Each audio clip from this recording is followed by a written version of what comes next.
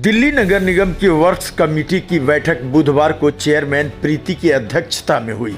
बैठक में सभी सदस्य और संबंधित अधिकारीगण मौजूद रहे, लेकिन आला अधिकारियों की अनुपस्थिति ने माहौल को गंभीर बना दिया। सदस्यों ने नाराजगी जाहिर करते हुए चेयरमैन से कहा कि जब हमारी शिकायतों का जवाब देने वाला अधिकारी बैठक में ही नहीं आते तो ऐसी बैठक का क्या औचित्य रह जाता है। चेयरमैन प्रीति ने साफ कहा कि निगम अधिकारियों की कार्यशैली पार्षदों और जनता के हित में नहीं है। अधिकारियों द्वारा न तो पार्षदों की बात सुनी जाती है और न ही उनके सुझाव पर कोई ठोस कार्रवाई होती है। प्रीति ने चेतावनी भरे लहजे में कहा कि यदि यही रवैया जारी रहा तो आने वाले सदन की बैठक में वह इस मामले को महापौर के सामने मजबूती से उठाएंगी। उन्होंने कहा कि जनप्रतिनिधियों की अनदेखी बर्दाश्त नहीं की जाएगी और पार्षदों की आवाज को हर हाल में सम्मान दिलाया जाएगा। देखिए, सबसे पहली बात तो डेस्क पे आप देख ही रहे थे, मेन अधिकारी जो होने चाहिए वो ही नहीं है अधिकारी डेस्क के ऊपर। ये पहली बार नहीं हुआ, हमारी तीसरी मीटिंग है और तीनों मीटिंग में ये हमारे ENC नदारत थे, जिनका 6 जोन और 6 जोन ही नहीं, उनके पास सारी अथॉरिटी है, सारे काम की पावर ही उनके पास है, लेकिन वो बार बार उनको हम रिमाइंडर भेजें, लेकिन वो मीटिंग वाले दिन मीटिंग में आते ही नहीं। तो जब कंसर्न ऑफिसर ही नहीं होंगे तो मीटिंग क्या फ्रूटफुल होगी, कुछ भी नहीं होगी, तो नतीजा तो इसका ज़ीरो ही रहेगा।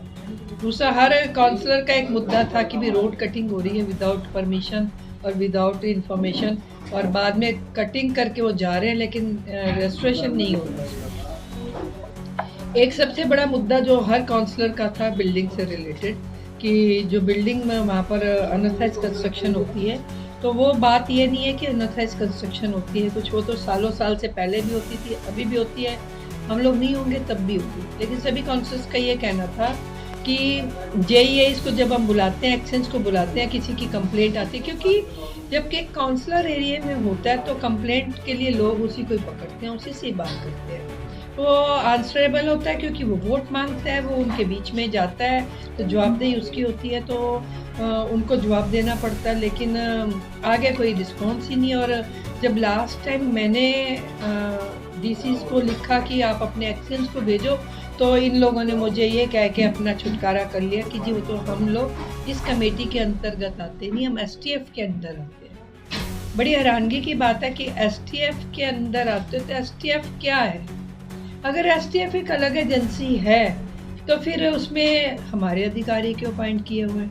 सारे MCD के अधिकारी हैं टॉप टू बॉटम, जबकि जोन में 80 बैठते हैं, वो भी उनको सारी रिपोर्ट, उनकी मीटिंग्स भी वही लेते हैं, उसके बाद एक्शन भी वही मीटिंग लेते हैं, JEI भी हमारे ही हैं। और सबसे बड़ी बात, अगर किसी बिल्डिंग को डेमोलेशन करने जा रहे हैं, किसी पे प्रोग्राम लगाया हुआ है, तो उसके ऊपर भी हमारा ही स्टाफ सिविल वाला जाता है, उनकी पूरी मशीनरी जाती है, उनकी पूरी गाड़ियाँ जाती हैं, उनकी पूरी लेबर जाती है। जब उनके पास पावर ही नहीं है तो वो क्यों जाते हैं? इसका मतलब तो ये हो गया कि वो अपने आप को दिखाना चाह रहे हैं कि हम अलग हैं, लेकिन अलग का सारे फुल पावर तो नहीं के पास है। तो हम लोग इसका भी आज सारे काउंसलर्स की डिमांड थी कि हम इसके ऊपर चर्चा करें, लेकिन कोई अधिकारी डेस्क पर है ही नहीं, तो क्या ही बात करना था। सबसे बड़ा इशू होता था, हर बार दिवाली से पहले 5 लाख रुपए लाइट्स के लिए आते थे, वो भी हम लोग रोज़ कमिश्नर साहब से भी मैं मिली हूँ, मैंने लेटर भी भेजा है कि सारे काउंसलर को 5-5 लाख रुपए दिए जाए। तो अभी तक कमिश्नर साहब ने भी अपना मजबूरी जताई है कि फंड ही नहीं है कॉर्पोरेशन के अंदर। तो मैं समझती हूँ इतना फंड तो होगा ही, होता ही है, क्योंकि हमारे यहाँ जो टैक्स आता है वो खाली हम अगर सैलरी देते रहेंगे तो इस तरीके से तो पब्लिक के लिए तो सैलरी मिलती है काम करने के लिए अधिकारियों को। तो अधिकारी अगर हम पब्लिक के बीच में जाते हैं तो उनको अगर काम की सैलरी मिलती है तो काम नहीं होगा, तो फिर सैलरी किस बात की?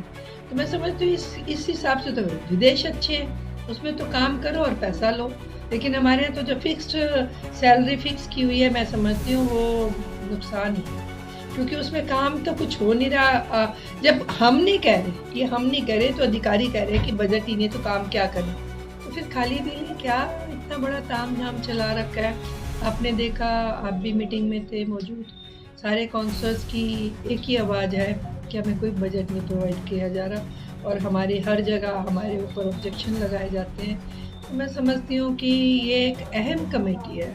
निर्माण समिति जो है, वर्क्स कमेटी जो एक मेन कमेटी है, और उसमें ही ऑफिसर्स जो जवाबदेही हैं वही नहीं हाजिर, तो क्या ही बात करेंगे। जैसे टॉयलेट्स में ताले लगे हुए हैं, इतने खंडर हो चुके हैं। स्कूल की बिल्डिंग्स का मुद्दा आया कि डेंजर जोन में है, और उसके बाद कम्युनिटी हॉल्स की का बहुत बैड कंडीशंस है।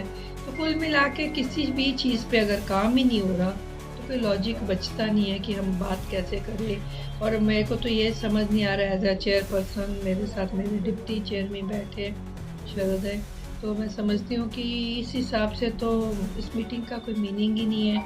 और मीटिंग आप सोचिए, पहले 2-2.5 साल तो कमेटियाँ बनी नहीं।